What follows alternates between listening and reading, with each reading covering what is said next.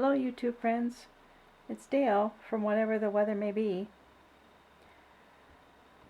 I'm up in my craft room today playing with scraps of fabric, literally scraps of fabric, and I am making a sunflower.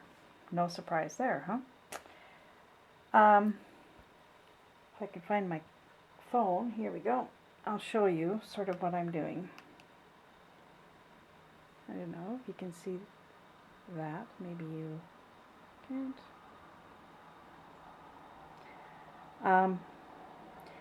It's a sunflower and it's going to go on a wall hanging, and there, that's better. I was thinking it's a good thing that you take pictures of things as you go along, because after I started looking at this picture I realized that the center is way too small, but the rest of it I quite like. So I'm working away here. I've cut a bunch of strips and now I'm just putting them down on this foundation piece here, and I'm using this it's sort of like heat and bond, except that it doesn't have the paper. I don't know what this particular one is called, but it's actually my go-to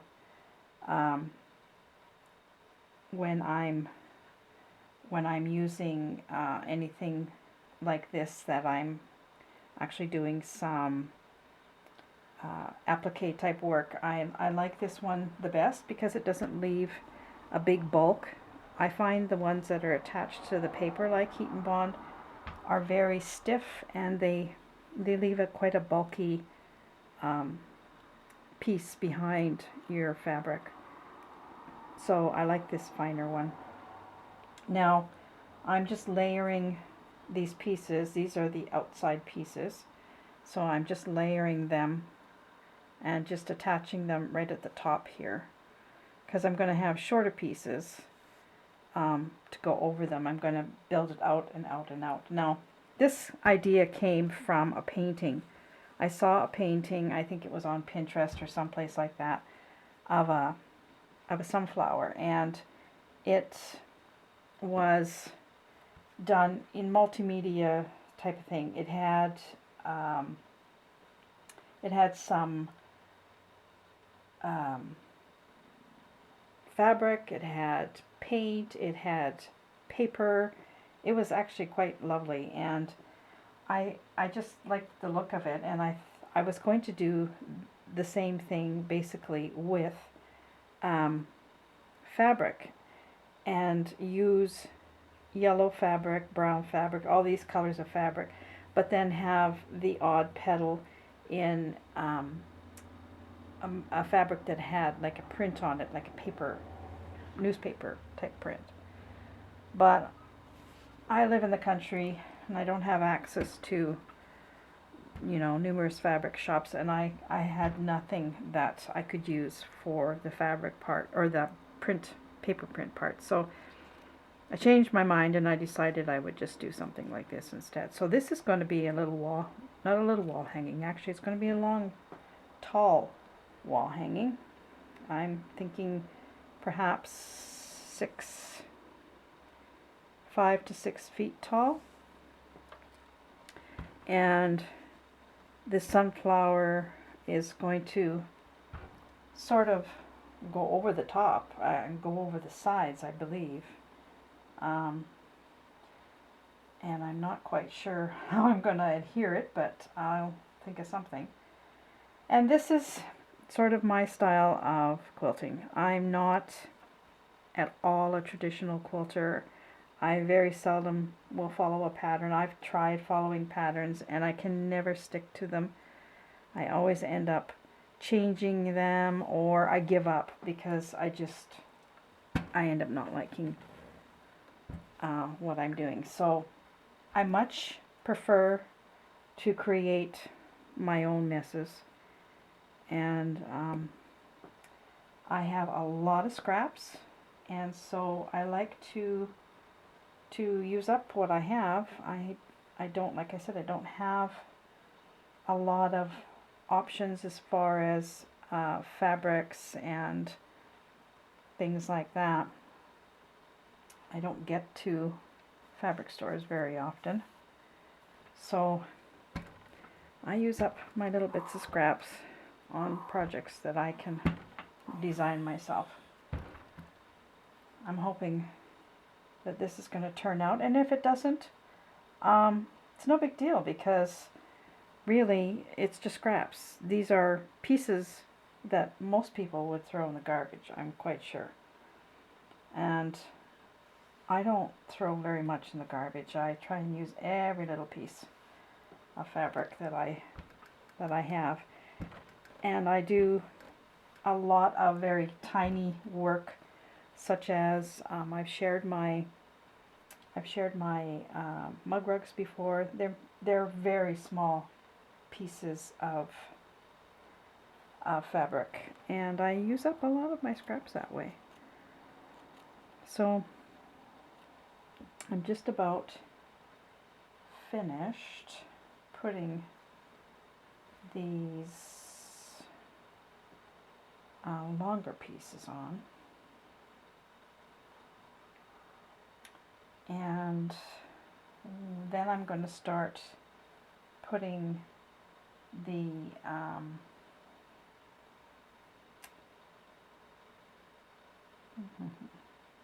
decisions. I have my aunt in my head saying you should only use 3. Everything should be in 3s. You know, like when you're designing a flower arrangement, you have 3 flowers or 6 flowers. You have an odd number you don't have.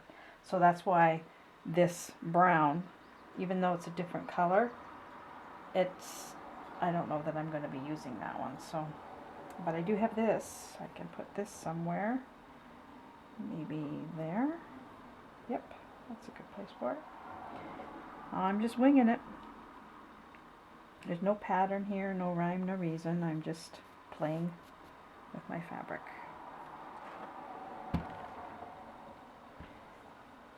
Now I think this is going to be, well, it might not be too bulky. I'm going to try not to make it too bulky. And I have no idea how I'm going to adhere this to the actual part of the quilt. I don't know. I haven't thought it through that far. But I'll figure out something. So I've been working up here quite a bit the last couple of days. I'm working on another little wall hanging that started out to be sort of 9 patches, 9 patch blocks, up tiny little 9 patch blocks. And that project sort of got out of control very quickly. And now I have 9 patches within 9 patches within 9 patches within 9 patches. Well, I get my idea. But it's actually looking not too bad. However, I don't have material for backing for that project, so I'm at a standstill. Now this piece is very tiny.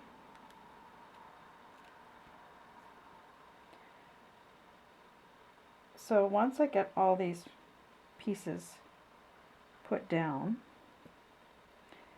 I will put the quilt together, and then I will probably hand embroider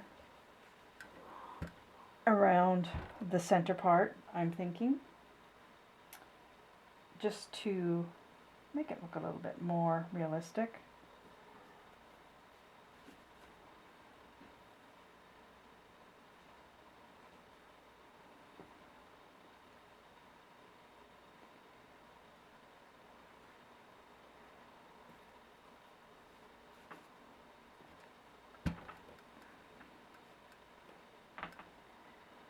So I'll show you. This was the center that I had made for it, but I don't think that that's big enough. So what I'm thinking now is I'm going to keep this for the center, but I'm going to make a bigger circle underneath it in a dark color of some kind. I'm still trying to decide what color that will be. And part of me wants to kind of incorporate a little bit of green, maybe a very dark green. I don't know. I'm still thinking on it.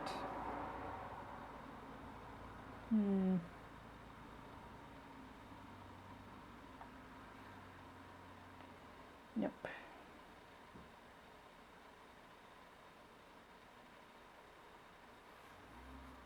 Yes.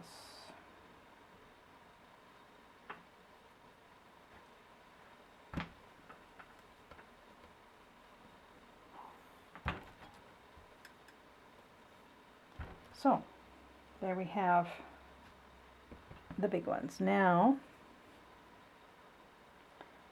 that's too big. Now we have smaller ones, skinnier ones. Not necessarily shorter, but thinner. So there's maybe, I should see what I've got here first. I've got a couple of these. I have some thinner browns that can go, that one could go there. That one could go there. Now we can sort of load up some of the darker colors that I want to have come out of the center. Just to kind of give it a bit of a, I don't know what.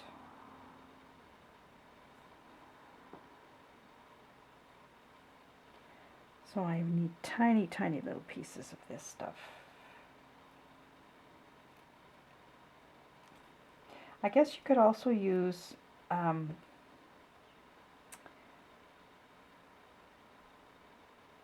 glue sticks to do this.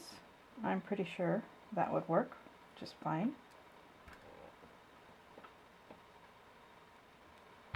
But I'm sort of used to using this kind of material or attaching, so I'll just keep doing what I do. Ouch, that iron is kind of hot.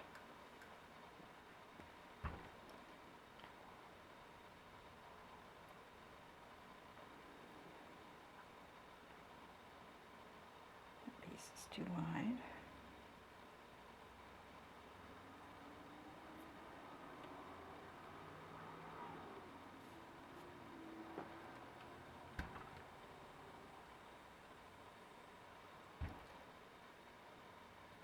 I cut these very randomly, these pieces, and I tried not to make them too uniform. It's a little bit difficult to kind of think what you might need. I'll put that somewhere else so I won't get my iron on it. Because flowers aren't perfect, no two petals are the same, I believe. At least not the ones in my yard, anyway.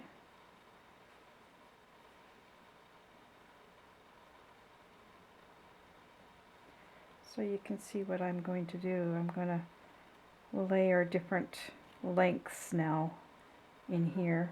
Maybe that's not the one I want. Just to kind of make it look a little bit more natural.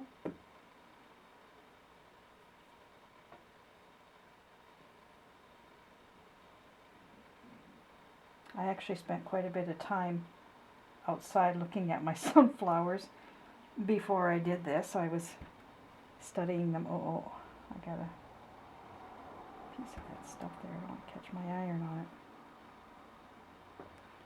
But I will leave it there because I will put something else on it.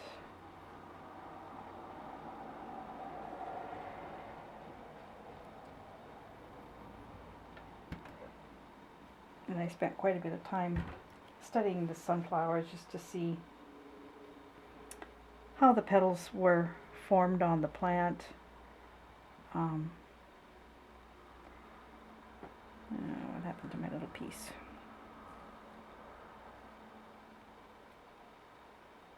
And basically that's sort of what you do when you want to wing something like this. You have to study your subject and go from there.